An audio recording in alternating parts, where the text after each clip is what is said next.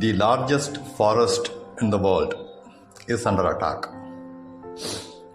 and the world hasn't taken note of it yet in a big way as it should. Where is this forest? What kind of an attack is happening? And how people and countries are reacting? My dear listeners of radioudaan, I'm your babuji janak rajan, welcoming you to yet another episode of the Great Indian Monologue. Slowly, the tone of this monologue is assuming a global proportion. Though I say it's a Great Indian Monologue, most of the problems are universal. So this is more like, I could even call it a great global monologue. I mean, it's slowly evolving into that. Amazon is Amazon forest. This is popularly known as the lungs of Earth. The climatic conditions of Earth, it is influenced mostly by what is happening in the Amazon zone. It's a forest region that spans across 8 different countries in the South American continent, right? Starting from Brazil, Peru, Bolivia, and on and on and on. So on 8 countries, this forest land straddles.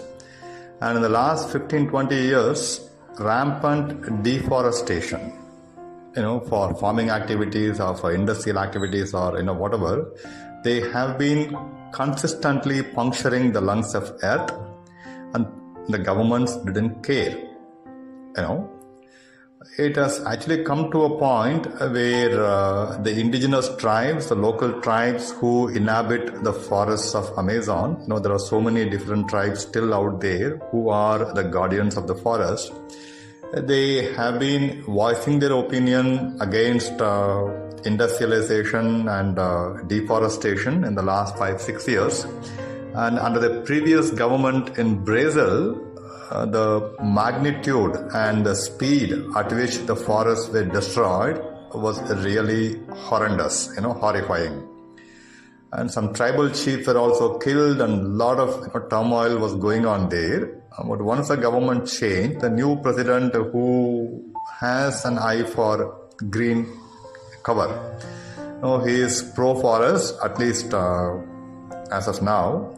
So the indigenous tribes, they have intensified their call for some kind of a dialogue of all the countries. All the countries who are the benefactors, who get the benefit of this Amazon forest directly, to meet, to discuss, to stop deforestation, destruction of the forest, the flora and fauna, all the species that live in the forest, including the animals and insects and birds and whatnot, and to restore the forest.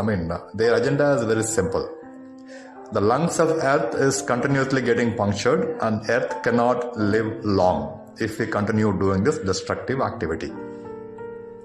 So in the coming weeks, a big conference will be convened at the mouth of the forest, Amazon forest, in a very prominent part of the Amazon forest. The leaders of 8 countries who are the beneficiaries of having this forest in their countries, they meet to discuss and to take proactive step to prevent and to restore, to prevent the deforestation and then to restore the forest ecosystem. Before I go into the details of what I mean by the need to restoring forest ecosystem, I would ask you a simple question. What happens if a particular species, let's take the example of a bee. What happens if the bees, they disappear from Earth one day? Within a very short time, we all will die because of starvation, because without bees, pollination, the very essential act, that makes any plant, fertile to yield food, whether it's grains or fruit or whatever it is, it will stop completely. Bees are not just the single species, that do the pollination. Even mosquitoes, if we kill all the mosquitoes in Earth, and then we cannot have chocolates anymore, because the cocoa trees, the pollinators, the main pollinators are mosquitoes. So each species has a purpose to serve, and their purpose is not selfish. They do something for the larger lives around them. Except we human beings who are hell-bent on doing things which are only good for us at the cost of all other species around us. So what do? We kill anything and everything that we consider as a threat to our food system, to our habitation, and everything, to our industrial activity and whatnot. So what is happening is, on the one hand, big industries, they all need large tracts of land. So the forests are the ideal places. It serves in multiple fronts. They can cut the trees and they can sell them for a huge profit. And they get space to build their factories or whatever. And a lot of minerals are deposited under the forests of Amazon, including gold. So, if you start mining, then you can, serve more industries, you can make more profit. This is the thinking of the business-driven modern world. So, when all these activities are, causing deforestation at an alarming clip, there is a bigger war which has been unleashed by people who dig for gold. It's called informal gold diggers. They just go to the riverbeds. A lot of river streams are there in Amazon. They go to the river's bed. They actually, take the silt, which has some gold deposits, and they segregate gold from it, and then they sell it in the global market. Some hundreds of metric tons of gold, they are actually coming from Amazon basin by illegal gold, gold diggers, and even some licensed gold diggers. This is the informal sector. This is not big companies, multinational companies doing it, but thousands of people day in and day out stepping into Amazon forest, taking out silt with the water and adding mercury to that. Why they add mercury to the silt?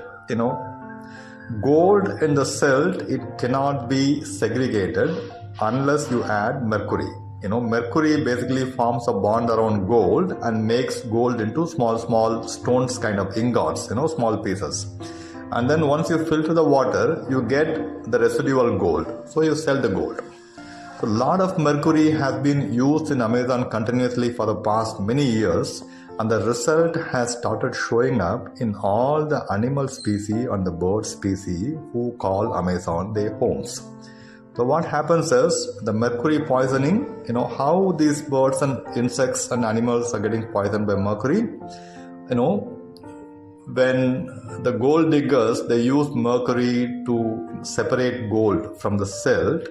Once they remove the gold, they dump the mercury-laden water back into the soil.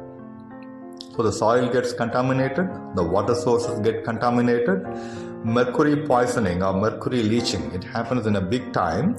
And a lot of worried scientists, they have been working tirelessly for the past many years to at least, collect data to record the spread of this mercury poisoning and how it impacts the endangered species which call Amazon forest as their home.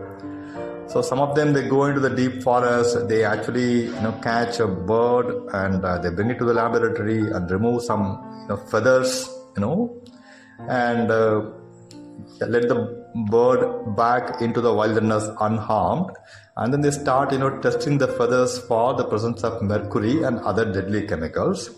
And most recently they have actually published a report which raises alarms in multiple levels, and it says the level of mercury which has been found in Amazon forest in the traces of birds' feathers and other animals tissues is 12 times higher than what they find from non-forest area, industrial activity area. So, species, a lot of them, millions and billions of them, there may be some exotic birds or animals or worms or insects or whatever you call, they are suffering a silent genocide in the biggest forest of earth. So next time when you buy a piece of jewelry, it may be an earring or it may be a stud or a bracelet or a chain or whatever, please remember that a tiny fragment of the gold might have come from Amazon forest at the cost of a huge ecosystem which cannot be reintroduced if they are gone. Nature would have identified some animals and species for extinction. Like, if the living environment is not suitable, then nature allows them to die. Dinosaurs, they perish from earth and they could never come back. And the most recent thing is about the cheetahs, which were introduced from Africa into Indian continent into a huge forest area in India. They are dying one by one because they are not tuned to Indian climatic conditions and Indian weather. Again, nature has removed these cheetahs from Indian landscape in the 1950s for multiple reasons. And without researching why those species couldn't survive in India, even though some 60, 70 years have passed by, we start a project whereby we introduce cheetahs from abroad, and already, 6 cheetahs and 3 cubs, 3 cubs who were born in India, they all perished. And a lot more are in danger because they are simply not able to survive the harsh climatic conditions of India, which is very different from the native place, which is Africa. So on the one hand, we want to reintroduce extinct species with the idea that it would cause a good impact on the ecology. On the other hand, we, the humanity as a collective entity, are doing so many industrial activities in pristine forests and virgin forests to kill the very species which helps maintain the ecological balance in the name of greed, in the name of business, in the name of consumerism. So if you think it is not your problem, sorry mate, it is our problem, it is our collective problem, because each one of us are responsible and each one of us are accountable. So what do we do, my dear listeners of Radio Udaan? We raise our awareness that what is happening around us beyond our village or nulla or sarpanch or whatever you call it, and we need to raise our awareness to see what is to understand what is happening around us, because we are all living in the same place, one earth, and we are all one race, human race. However divisive tactics are used all over the world to group people into something and something not, and then to bring a clash between them and to kill them and protect somebody, and these are all nonsense. We are all connected by the web of life, and any species which falls off from the web of life, it will not just die alone, it will bring the whole web down. Only thing is, it takes so many years to happen. We simply don't realize that we are cutting our own lifeline. So please raise awareness in your circle. Most of my monologues are aimed at you as an individual, my friend, thinking and hoping that you could bring in a change wherever you live, in whatever capacity you could do. At best you could talk to a few people that, hey, I listened to a program in Radio Udaan which talks about environmental and ecological destruction which is happening in a big scale. So what do we do about it? At least a few of them who talk to you would get that idea, and they may go and plant a tree somewhere. And with that tree, a forest may spring in that area after a while, and it will bring a lot of life forms, and the web of life will continue.